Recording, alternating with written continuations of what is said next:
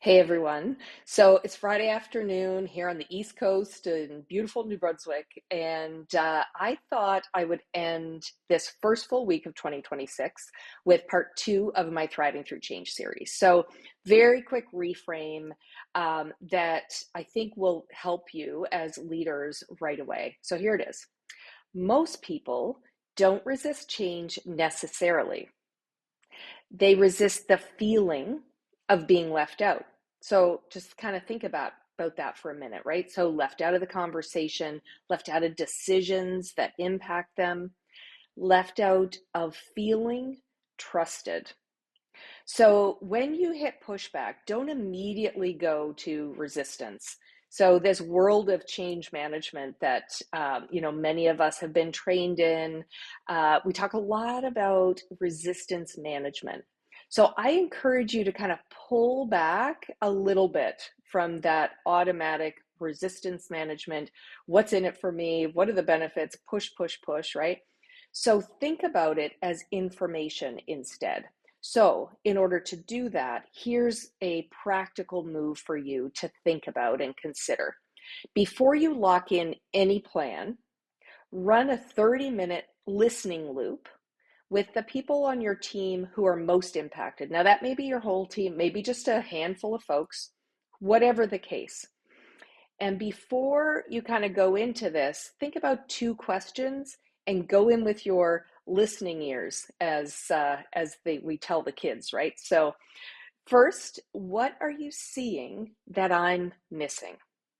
Make sure you give them time to process. And I'm going to say this, especially if you're not currently in the habit of running things by your team on a regular basis. Hey, it's never too late to start 2026, right? But they may be a little quiet and skeptical. That's okay. Just give them time to process.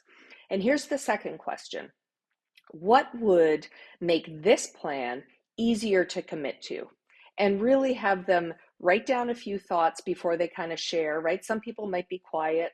So it's a really good tool to think about. As a facilitator, I really encourage leaders to think about how they get their teams to really be part of the conversation, even people who may not be as comfortable speaking up. So think about that as a way to kind of move forward. Now, once you hear the information, it's important to reflect back what you heard, even if you can't act on any of it, all of it, some of it, right?